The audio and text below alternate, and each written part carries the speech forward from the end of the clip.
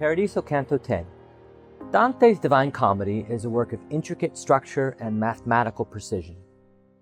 As we move through the poem, Dante reveals ever more details that illuminate not only what we are reading at this moment, but what we have read before in the poem. For this reason, we must read both horizontally and vertically, looking back at how our knowledge of what has come before matures as we move forward. Reading vertically, we now realize that all the 10th canti of the Divine Comedy mark important transitions in each realm, a new beginning that introduces the pilgrim into the more perfect area of each canticle. In Inferno 10, we passed into the city of Dis, and the hell of suffering and torment began in earnest. In Purgatorio 10, we began the climb up the mountain on the terrace of pride, leaving behind Anti-Purgatorio. And here in Canto 10 of Paradiso, we're at the sun, passing out of the shadow of the earth and the planets, Moon, Mercury, and Venus, that qualified the blessedness of the souls by their sinless deficiencies, unfulfillment of their vows, their ambition, their wantonness. Dante marks this transition into the purest spheres of heaven by opening this 10th canto with a complex invocation of the power of the Trinity, expressed through the description of the mechanics of the cosmos. The Son of the Trinity becomes the Sun of the cosmos as it manifests its presence in time, moving through the zodiacal signs. In this cosmos, all movements are ordered and are signs of divine providence.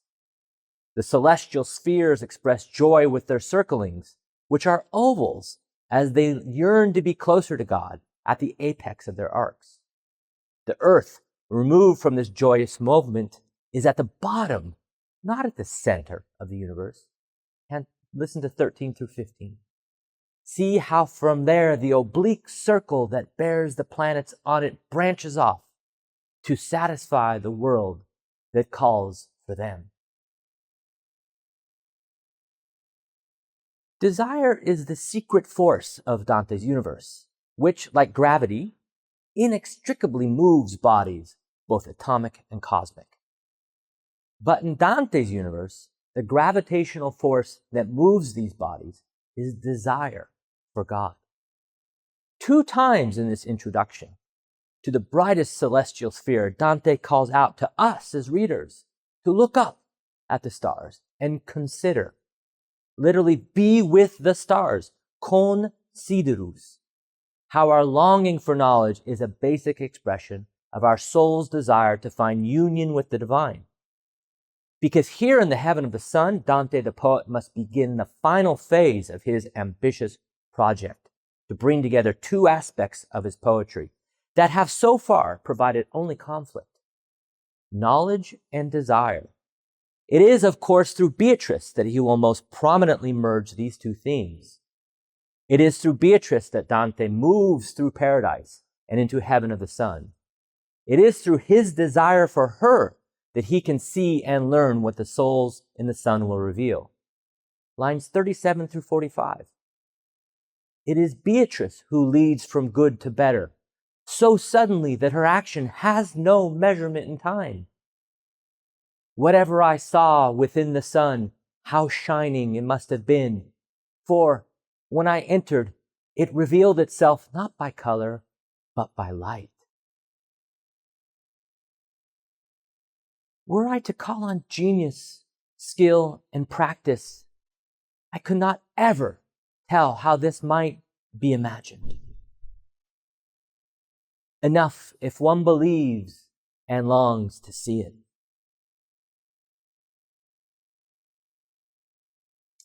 Dante's knowledge is limited not by his imagination, although his writing about it is so limited, and he tells us often how limited he is. But his understanding can extend to where his faith and desire will carry him. Like the planets longing for God's vicinity as they turn their circles into ovals, so Dante's longing for Beatrix stretches his sphere of knowledge to to the highest reaches of paradise. The wheels of the universe transform into a dance of blessed souls in heaven of the sun, as Dante finds himself the center of a circle of bright lights who dance joyfully around him and Beatrix in the center. And they pause as if inviting Dante to join them in their dance. The souls that Dante will encounter here have been transfigured into stars themselves, losing their human form for an indefinite image of pure light, sweet music, and sensual movement. Listen to lines 76 through 81. When, with just such song, these blazing suns had 3 times made their way around us, like stars right near the still and steady poles, they seemed to me like ladies poised to dance, pausing, silent as they listen, until they have made out the new refrain. And just who are these dancing ladies rotating like stars around the Earth's pole on a clear winter's night? These are the greatest philosophers and theologians of the Christian tradition. Most prominent of these is St. Thomas Aquinas, who welcomes Dante and lists out his companions in their order. His own teacher he names first, Albertus Magnus. Next, the medieval jurist Gratian. Then Peter Lombard, author of a standard medieval textbook. King Solomon, fountain of all wisdom. Mystical philosopher Dionysius the Areopagite. An early Christian apologist Paulus Orosius. Boethius, author of the medieval bestseller The Consolation of Philosophy. Isidore of Seville, author of the encyclopedic work that every medieval library held, the Etymologies. Bede, the historian of English Christianity. And Richard of St. Victor, mystical philosopher from the French monastic tradition. And finally, scholastic philosopher Siger of Brabant, whose presence here, despite his being condemned in life by the same Thomas Aquinas, attests to the necessity to reconcile competing philosophical theories in heaven.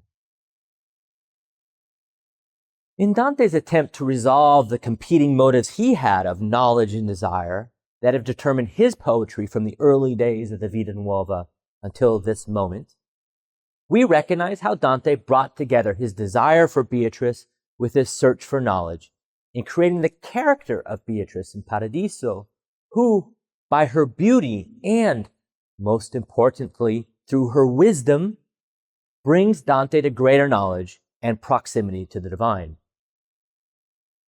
In the Sun, Dante flips the script and converts these authoritative philosophers and theologians into images of desire, ladies inviting Dante to join their dance. Knowledge and desire are not terms in conflict, but instead they move together to the chords of celestial harmonies. In the heaven of the Sun, Dante grows in knowledge and desire as he joins in this celestial dance. The canto ends with an extraordinary passage, unique in the entirety of the comedy. Dante adopts the erotic language of the Song of Songs to describe how the motion of these souls in dance brings him to an ecstasy of knowledge that escapes description, but not experience. Listen to these last lines, 139 through 148 of Paradiso 10. Then, like a clock that calls us at the hour, when the bride of God gets up to sing matins to her bridegroom, that he should still love her? When a cog pulls one wheel and drives another, chiming its ting-ting with notes so sweet that the willing spirit swells with love? Thus, I saw that glorious wheel in motion, matching voice to voice in harmony, and with the sweetness that cannot be known, except where joy becomes eternal.